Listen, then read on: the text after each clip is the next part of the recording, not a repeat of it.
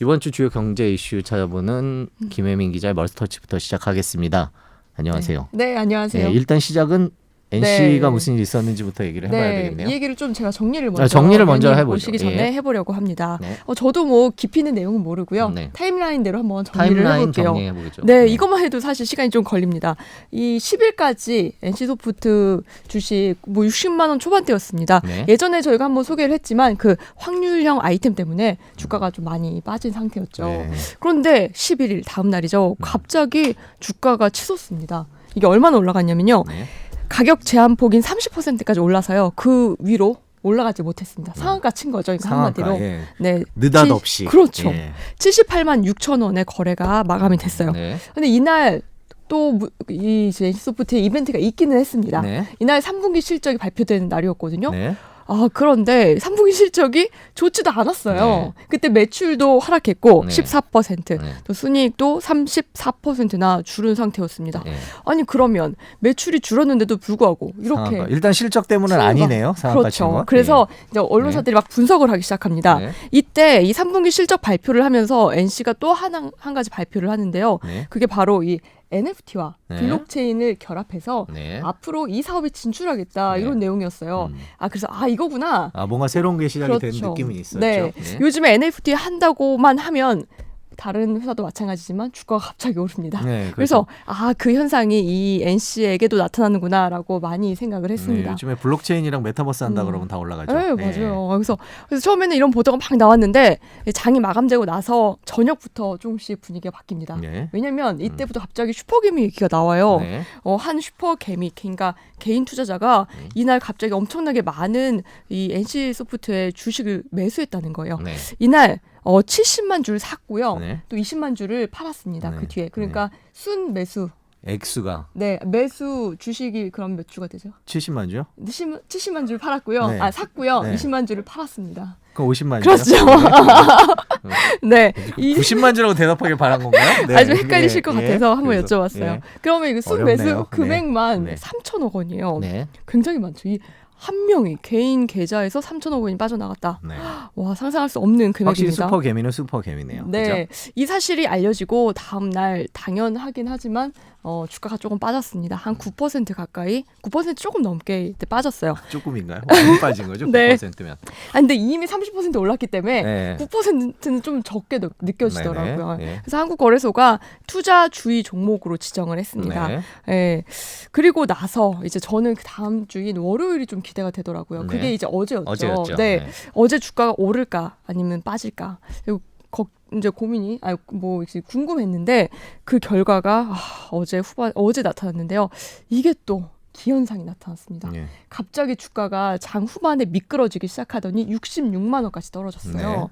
근데 이게 뭐 서서히 떨어진 게 아니고요. 급격하게 빠집니다. 근데 이걸 보자마자 이게 무슨 일이 있긴 있구나라는 생각이 들더라고요. 실제로 장 마감 뒤에 기사가 나왔는데요. 앞에 11일 날 이 주식을 샀던 걸로 추정이 되는 슈퍼개미가 이때 거의 비슷한 53만 주, 그러니까 50만 주 아까 갖고 있다고 말씀드렸잖아요. 그중 53만 주를 판 겁니다. 거의 똑같은 이제 주식의 수를 다시 되판 거죠. 그래서 같은 사람이다라고 지금 업계에서는 추정을 하고 있고요.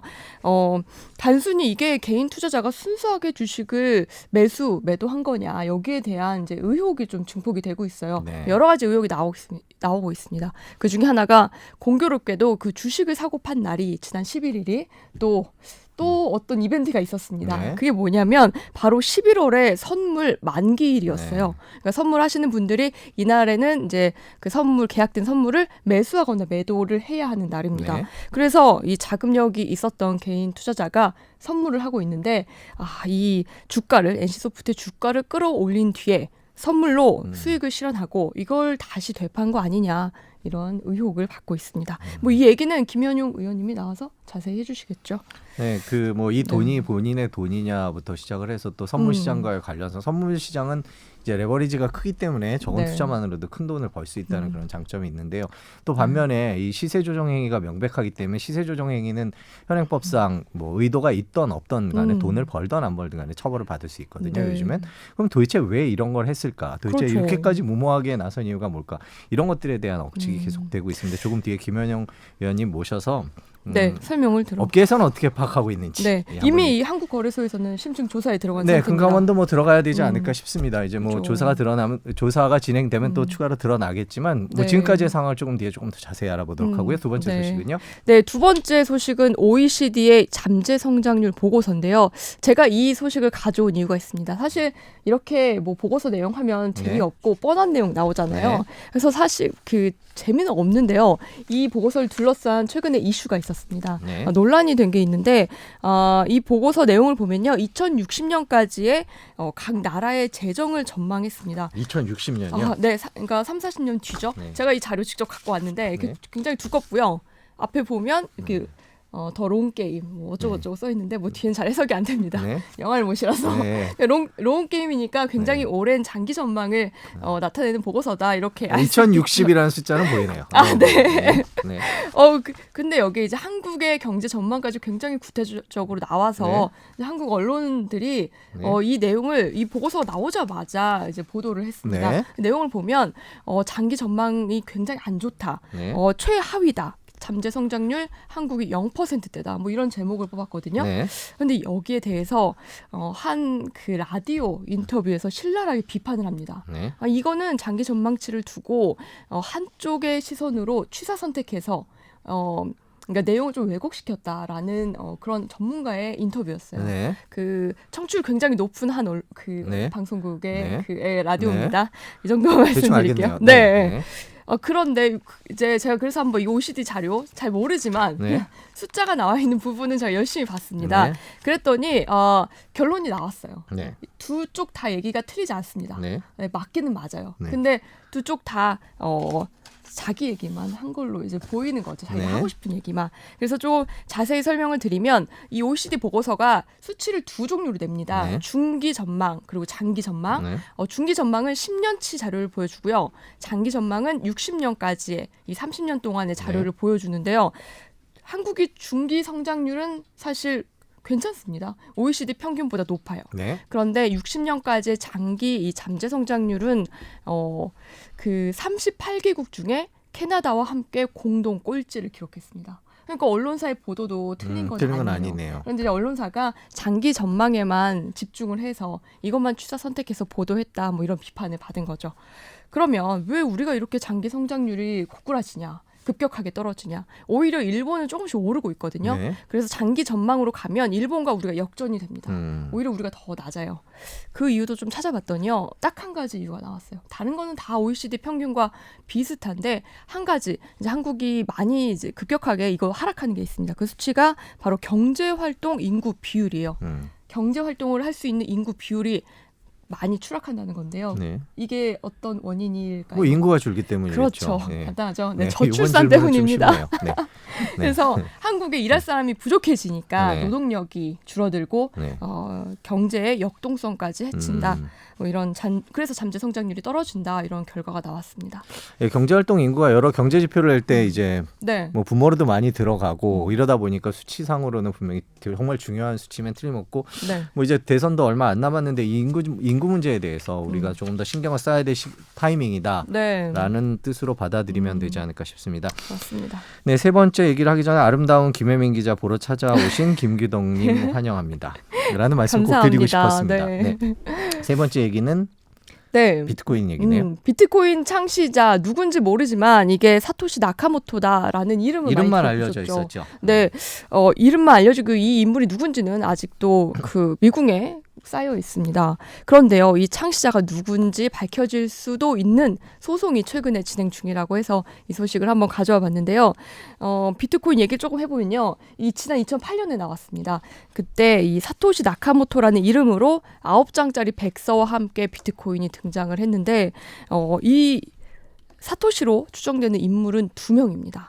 한 명은 데이비드 클라이먼, 또 한 명은 크레이그 라이트라는 사람인데요. 제가 쉽게 그냥 클라이먼과 라이트라고 부르겠습니다. 근데 이 클라이먼이라는 사람은 2013년에 숨집니다. 이번에 이 소송을 제기한 건 클라이먼의 유족들인데요. 라이트와 클라이먼이 동업자 관계로 이 비트코인을 개발을 했고 지금 그래서 라이트가 갖고 있는 이 비트코인 100만 개 중에 절반은 이 클라이먼 거라는 주장이에요. 근데 이 100만 개면 지금 시세로 얼마냐면요. 75조 원입니다. 네. 75조 원의 절반이니까 35조 원, 뭐 40조 원 가까이 되는 거죠. 네, 굉장히 큰 액수입니다. 그러니까 비트코인 액수가 갑자기 올라가니까 이런 소송도 제기가 되는 것 같아요. 그래서 이제 유족들은 이 절반을 내놔라 이런 소송을 제기했고, 우리는 이 소송에서 이게 클라이먼의 소유라는 걸 주장할 수 있는 증거가 충분하다라고 주장을 하고 있고요. 반대로 이 라이트는 아니다, 이건 내 거다, 이건 내 소유다라는 증거가 차고 넘친다라고 주장을 하고 있습니다. 이 소송이 끝나면 사토시 나카모토가 누군지 우리는 알 수 있을 수도 있는 겁니다. 네, 재밌지 않나요? 궁금합니다. 비트코인에 대한 여러 가지 네. 설 중에 뭐 어느 정보기관이 만들었다, 뭐 누가 만들었다, 왜 만들었나 네. 이런 궁금증들이 많았거든요. 비트코인 네. 도대체 왜 만든 거야? 왜 등장한 거야? 네. 만일에 누가 만들었는지가 드러나면 그분한테 물론 한 분은 돌아가셨다고 하지만 네. 그분한테 그거를 여쭤보고 네. 여러 가지 비트코인의 등장과 그 메커니즘에 대한 비밀들이 조금 더 풀리지 네. 않을까라는 게 저는 개인적으로 궁금해요.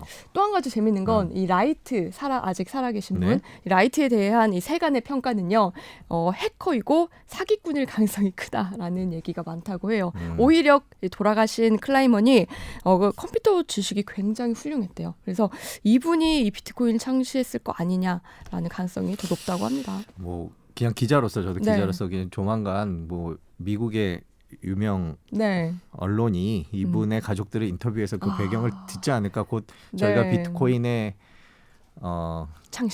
창시자가 어떻게 비트코인을 왜 만들었는지에 대해서 알게 되는 순간이 곧 오지 않을까 싶습니다. 네. SBS가 취재해도 괜찮을 것 같긴 한데요.